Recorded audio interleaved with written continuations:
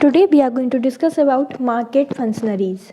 ये बहुत important topic है for the examination point of view, क्योंकि ये हर साल क्वेश्चन आता है कि मार्केट फंक्शनरीज के बारे में बताइए, जैसे कि प्रोड्यूसर्स, मिडलमैन्स और मिडलमैन्स के भी टाइप्स होते हैं इसके अंदर। तो वो सब हम आज के लेक्चर में डिस्कस करेंगे। प्रोड्यूसर्स क्या होते हैं? प्रोड्यूसर्स वो लोग होते हैं जो कि किसी भी चीज़ को प्रोड्यूस करते हैं और फिर आकर मार्केट में अपने प्रोड्यूस को सेल करते हैं। तो ऐसे लोगों को हम बोलते हैं प्रोड्यूसर। मोस्ट फार्मर्स और प्रोड्यूसर्स परफॉर्म्स वन और मोर मार्केटिंग फंक्शंस। अब ये क्या क्या मार्केटिंग फंक्शन परफॉर्म करते हैं? ये सेल करते हैं अपने सरप्लस को, या तो विलेज में ही सेल कर देंगे अगर फार्मर्स हैं तो, या फिर मार्केट में सेल कर देंगे। ये फार्मर्स की बात हो रही है क्योंकि हम एग्रीकल्चर मार्केटिंग पढ़ रहे हैं। तो फिर क्या करते हैं ये लोग, या तो अपने प्रोड्यूस को, जो फार्मर्स होते हैं, अपने ही विलेज में सेल कर देंगे या फिर मार्केट में जाके सेल करेंगे। Okay, some farmers specially the large one assembles the produce of small farmers, transport it to the nearby market, sell it there and make a profit। अब हमने पहली लाइन में क्या पढ़ा था कि वन और मोर मार्केटिंग फंक्शन प्रोड्यूस करते हैं। एक तो ये खुद का ही सामान बेचेंगे, या फिर ये जो कुछ लार्ज फार्मर्स होते हैं वो क्या करते हैं, वो स्मॉल फार्मर्स के जो प्रोड्यूस है उनको इकट्ठा करते हैं और फिर उनको बेच देते हैं मार्केट में और प्रॉफिट कमाते हैं। तो ये उनका दूसरा फंक्शन हो गया। ओके, तो ये प्रोड्यूसर्स हो गए। अब हम नेक्स्ट पढ़ेंगे मिडलमैन। मिडलमैन कौन होते हैं? मिडलमैन वो लोग होते हैं जो कि बीच का काम करते हैं, यानी कि बायर और सेलर के बीच का काम करते हैं किसी भी कमोडिटी को बेचने के लिए या खरीदने के लिए। ठीक है। Those individual of business concerns which specialize in performing the various marketing functions and rendering such services as are involved in the marketing of goods। Okay, तो इनमें पहला टाइप आता है हमारा मर्चेंट मिडलमैन। अब ये मर्चेंट मिडलमैन कौन होते हैं? These are those individual who take title to the goods they handle. अब ये क्या होते हैं? ये पूरा ही टाइटल ले लेते हैं उस गुड का जिसे ये हैंडल कर रहे हैं। कैसे? मान लीजिए इनने प्रोड्यूसर फार्मर से उनकी कोई भी कमोडिटी खरीद ली, यानी कि खरीद रहे हैं, यानी कि ट्रांसफर हो रहा है, उसमें ऑनरशिप का ट्रांसफर हो रहा है from farmer to merchant middleman. तो इसका मतलब ये हुआ कि ये टाइटल ले रहे हैं उस कमोडिटी का। Okay, they buy and sell on their own. ठीक है, ये खरीदते हैं और बेचते हैं खुद के द्वारा, और गेन एंड लॉस करते हैं depending on the difference in the sale and purchase price. तो फिर ये टाइटल ले रहे हैं तो फिर इन्हें लॉस भी हो सकता है, क्योंकि इनने प्रोड्यूसर से मान लीजिए कोई कमोडिटी खरीदी और उनने यदि मान लीजिए जो बायर है उसको कम प्राइस में बेचा तो इन्हें लॉस हो गया। यदि ये बायर को ज़्यादा प्राइस में बेचेंगे तो इन्हें प्रॉफिट होगा। अब मर्चेंट मिडलमैन भी दो टाइप्स के होते हैं। पहले टाइप हो गए हमारे होलसेलर्स। होलसेलर्स क्या होते हैं? ये ऐसे मर्चेंट मिडलमैन होते हैं who buy and sell food grains in large quantities. They may buy either directly from farmers और फ्रॉम अदर होलसेलर्स। तो ये बात ध्यान रखना, होलसेलर्स कभी भी आए तो ये लार्ज क्वांटिटी में ही किसी भी कमोडिटी को बाय करेंगे। ओके, तो ये इनका इंपॉर्टेंट पॉइंट है कि लार्ज क्वांटिटी में लेते हैं। ठीक है, ये पॉइंट आप याद रखना। They sell to retailers, other wholesalers and processors, यानी कि डायरेक्ट अल्टीमेट कंज्यूमर्स को नहीं बेच रहे हैं, या तो ये रिटेलर्स को बेचेंगे। अब ये रिटेलर्स कौन होते हैं? रिटेलर्स ऐसे पर्सन्स होते हैं, ऐसे मिडलमैन होते हैं जो कि डायरेक्ट रिप्रेजेंटेटिव होते हैं प्रोड्यूसर के। किसके लिए? कंज्यूमर्स को, यानी कि डायरेक्ट कंज्यूमर्स को अपनी कमोडिटी को बेचते हैं। ओके, या फिर ये अदर होलसेलर्स को बेच देंगे या फिर ये प्रोसेसर्स को बेचेंगे। ठीक है, और इनके पास इनके गोडाउन्स भी होते हैं। गोडाउन्स का क्या महत्व है इनमें? क्योंकि लार्ज क्वांटिटी में बाई कर रहे हैं तो फिर इन्हें स्टोर करने की फैसिलिटी भी चाहिए ताकि वो कमोडिटी खराब ना हो। तो इसलिए इसका मतलब ये हुआ कि ये गोडाउन्स होते हैं ताकि स्टोरेज करके रख सकें। ओके, अब आता है फंक्शंस परफॉर्म्ड बाय होलसेलर्स। अब ये होलसेलर्स कौन कौन से फंक्शंस परफॉर्म करते हैं? तो they assemble the goods from various localities and areas to meet the demand of buyers। ये क्या करते हैं? ये गुड्स को असेंबल करते हैं, यानी कि अलग अलग एरियाज में जाएंगे, अलग अलग लोकेलिटीज़ में जाएंगे, वहाँ से गुड्स इकट्ठा कर लेंगे। ठीक है, लार्ज अमाउंट में, और इनको बायर्स को बेच देंगे। They sort out. अब इनने खरीद तो लिया, अब ये क्या करेंगे? क्वालिटी के हिसाब से गुड्स को अलग अलग कर देंगे। ठीक है, फिर क्या करेंगे ये, यानी कि गुड्स को उनकी क्वालिटी या फिर स्टैंडर्ड के हिसाब से अलग करना, इसी को हम क्या बोलते हैं? ग्रेडिंग। अब क्या होगा? They equalise the flow of goods by storing them in the peak arrival season and releasing them in the off season. और क्या करते हैं, ये फ्लो ऑफ गुड्स को भी कंट्रोल करते हैं। कैसे? जब उनका पीक सीजन होगा जब तो ये स्टोर कर लेंगे, और जब इनकी डेफिशिएंसी होगी मार्केट में तो इनको बेच देंगे। ओके अगला फंक्शन क्या होता है, they regulate the flow of goods by trading with buyers and sellers in various market में। Okay, they finance the farmer. हाँ, ये भी याद कर लीजिए, इनका एक और काम होता है कि फाइनेंस भी करते हैं फार्मर्स को, ताकि वो अपनी प्रोडक्शन इनपुट कॉस्ट को वो कर सकें और अच्छी तरह से प्रोड्यूस को कमोडिटी को प्रोड्यूस कर सकें। ओके, तो ये फाइनेंस का भी काम करते हैं। और अगला फंक्शन क्या हो गया, दे assess the demand of prospective buyers and processors from time to time and plan the movement of the goods over space and time. Okay, और ये पता भी करते हैं कि buyers और processors की क्या डिमांड चल रही है, उस हिसाब से वो अपने प्लान बनाते हैं, कमोडिटीज़ को खरीदते हैं, उनका मूवमेंट करते हैं। ओके, तो ये 6 फंक्शंस हो गए होलसेलर्स के। अब अगले कौन से होते हैं हमारे मर्चेंट मिडलमैन, जो नेक्स्ट आते हैं वो आते हैं रिटेलर्स। अब रिटेलर्स मैंने आपको पहले भी बताया था कि ये ऐसे मर्चेंट मिडलमैन होते हैं जो कि बाई करते हैं गुड्स को फ्रॉम होलसेलर से, तो खरीदते हैं और फिर उनको अल्टीमेट कंज्यूमर्स को सेल कर देते हैं। और उनमें लार्ज क्वांटिटी में वो खरीदते थे होलसेलर, ये स्मॉल क्वांटिटी में खरीदते हैं। ये 2 पॉइंट याद रखना कि क्या कि जो होलसेलर है वो लार्ज क्वांटिटी में खरीदते थे, रिटेलर्स स्मॉल क्वांटिटी में खरीदते हैं। दूसरा पॉइंट, होलसेलर डायरेक्ट कंज्यूमर्स को नहीं बेचते थे, वो या तो रिटेलर्स को बेचते थे या अदर होलसेलर को या फिर प्रोसेसर को। लेकिन जो रिटेलर्स होते हैं वो डायरेक्ट कांटेक्ट में होते हैं कंज्यूमर्स के।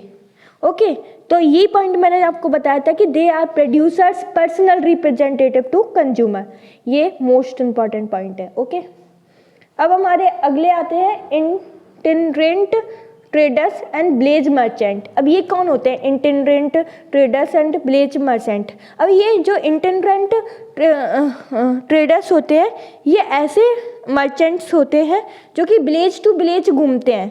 ओके, और डायरेक्टली प्रोड्यूस मतलब जो कमोडिटी है उसको परचेज कर लेते हैं कल्टीवेटर से और फिर उनको आगे जाके बेच देते हैं। ठीक है, सो देखते हैं itinerant traders are petty merchant who move from village to village. ये बात ये आपके एमसीक्यू में मिड टर्म एग्जाम में आ सकता है कि ये कहाँ घूमते हैं, विलेज टू विलेज।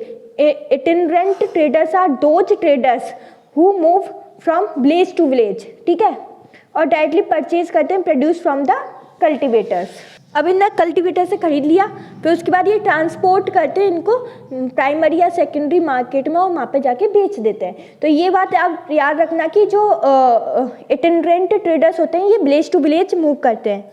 ओके, क्योंकि ये सेम लाइन हुटके एक मिड टर्म एग्जाम में आई थी कि कहाँ पे मूव करते हैं, विलेज टू विलेज। अब आता है विलेज मर्चेंट। ओके, अब विलेज मर्चेंट क्या होते हैं, they are small establishment in village, यानी कि इनका विलेज में कुछ ना कुछ होता है, वो तो घूमते हैं, मतलब उनका कोई जो इंटिनरेंट मर्चेंट थे ना उनका कोई एस्टेब्लिशमेंट नहीं था विलेज में, वो तो अलग अलग विलेज में डिफरेंट प्लेस में जाते थे, लेकिन इनका परमानेंट एस्टेब्लिशमेंट होता है एक ही विलेज में, ये घूमते नहीं है, इनका खुद का एस्टेब्लिशमेंट है। अब ये परचेज करते हैं प्रोड्यूस को ऐसे फार्मर से who have either taken finance from them और those who are not able to go to the market. अब ये ऐसे फार्मर से परचेज करते हैं प्रोडक्ट को जिनने इनसे लोन लिया होता है, या फिर ऐसे फार्मर जो कि मार्केट में नहीं जा सकते। They also supply essential consumption goods to the farmers. Okay, अब हम देखते हैं एजेंट मिडलमैन कौन होते हैं। ये act as representative of the client. Agent middleman ऐसे लोग होते हैं जो कि क्या करते हैं, अपने क्लाइंट के रिप्रेजेंटेटिव होते हैं।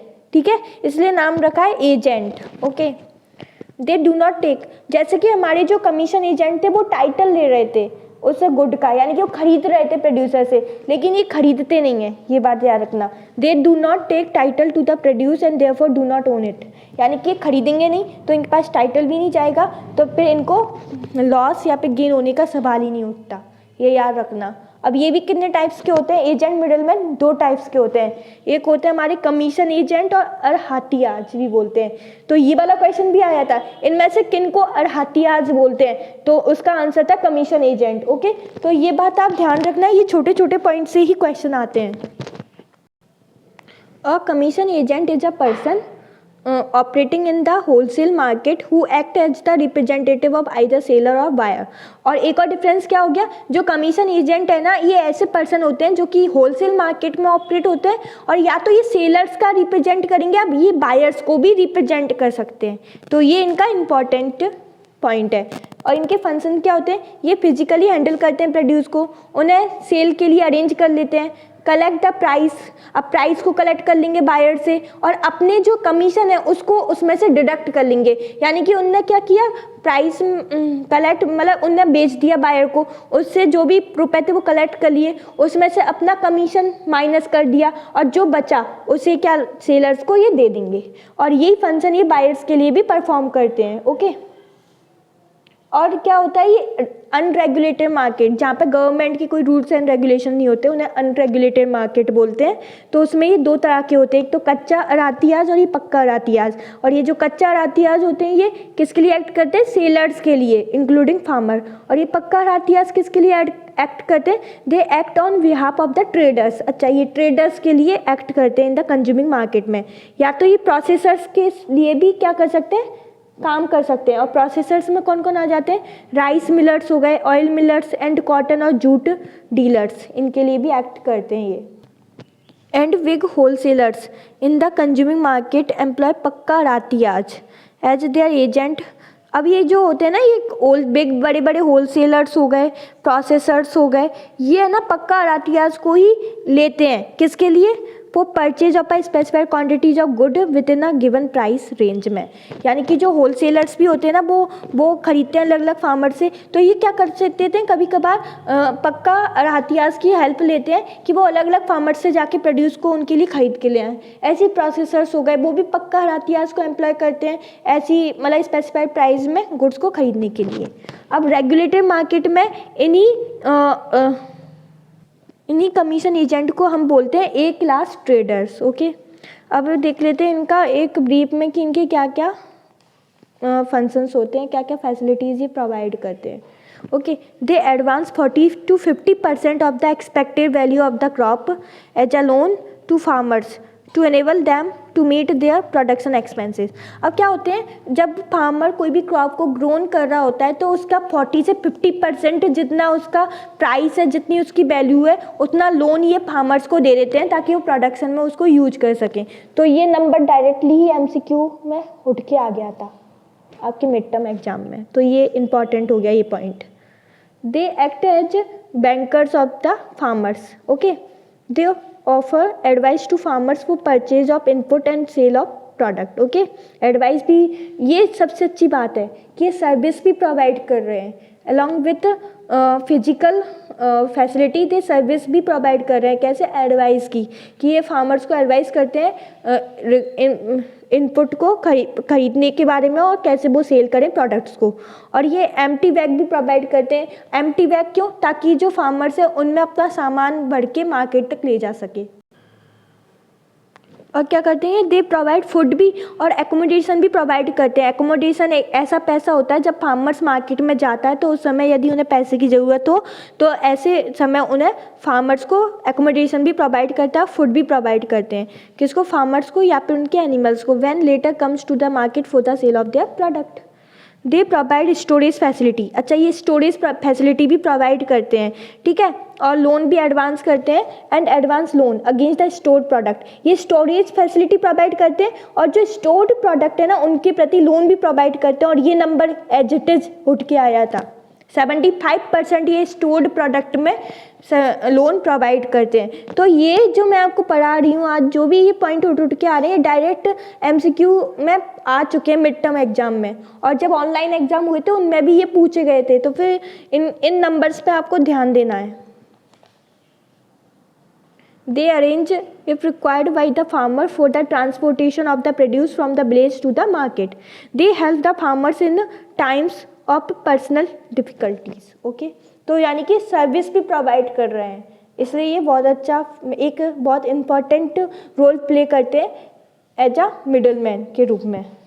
अब अगला हमारा आता है ब्रोकर्स। पहला हमने पढ़ा था कमीशन एजेंट में, अब अगला हमारा आता है कौन, ब्रोकर्स। ओके, और ये क्या चल रहा है, एजेंट मिडलमैन, जिनमें हमने पहला पढ़ा था कमीशन एजेंट, जिन्हें अरातियाज बोलते हैं, अब ब्रोकर्स आते हैं। अब ब्रोकर्स क्या होते हैं, they render personal service to their client in the market, okay, but unlike the commission agent they do not have physical control of the product। अब इनके ऊपर फिजिकल कंट्रोल नहीं होता, वो तो फिजिकली हैंडल कर रहे थे प्रोडक्ट को, मतलब वो खरीद नहीं रहे थे पर वो फिजिकली हैंडल कर रहे थे प्रोडक्ट को। लेकिन जो ब्रोकर्स होते हैं ये फिजिकली हैंडल नहीं करते, ये क्या करते हैं, ये बायर और सेलर को एक प्लेटफॉर्म पे लाते हैं ताकि जो कमोडिटी है उसका आदान प्रदान हो सके, एक्सचेंज हो सके। तो ये बायर्स को और सेलर्स को एक ही प्लेटफॉर्म पर ला रहे हैं। जैसे कि मान लीजिए ये कोई कंज्यूमर है, इनको क्या करना है, इनको गोल्ड खरीदना है, और ये बायर है, सॉरी ये सेलर है गोल्ड के, इनको गोल्ड बेचना है। अब ये कैसे ढूंढेंगे कि किसको गोल्ड की ज़रूरत है, और ये सेलर कैसे, ये सेलर ऐसे हैं जैसे कि घर में होते हैं ना, जैसे कि मेरे पास गोल्ड है और मुझे अपना गोल्ड बेचना है, तो मैं किसकी हेल्प लूँगी, ब्रोकर्स की हेल्प लूँगी, ठीक है, ताकि ये क्या कर सके, हम दोनों को ये ढूंढ के लाएंगे कि ऐसे कंज्यूमर को जिनको गोल्ड खरीदना है और मुझे ले आएंगे, फिर हम दोनों को एक ही प्लेटफॉर्म पर लाके रख देंगे ताकि मुझे ही पता चल जाए कि कंज्यूमर से को मुझे अपना गोल्ड बेचना है, किस कंज्यूमर को बेचना है।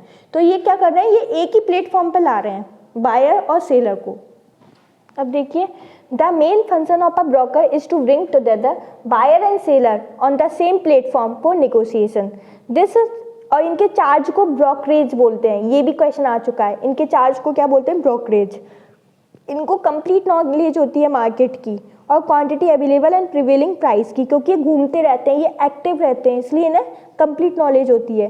They have no establishment in the market, इनका मार्केट में कोई एस्टेब्लिशमेंट नहीं होता, ये घूमते रहते हैं इधर उधर, ये ढूंढते हैं किनको, बायर्स को, सेलर्स को, जिनको ज़रूरत है अपनी कमोडिटी बेचने की या खरीदने की, उनको सेम प्लेटफॉर्म पर लाते हैं, इसलिए इनका कोई एस्टेब्लिशमेंट नहीं होता मार्केट में। They simply vendor about in the market and render services to client, okay. There is no risk to them. अब रिस्क क्यों नहीं है, ये ना ही तो किसी कमोडिटी को खरीद रहे हैं, ना इनके पास किसी फिजिकल है, इनके पास कोई फिजिकल हैंडलिंग भी नहीं है कमोडिटी की, तो इन्हें क्या रिस्क होगी, तो इन्हें कोई रिस्क नहीं होती, okay. They play a valuable role in the marketing of other agriculture commodities such as gur, sugar, oil, cotton seed and the chilies.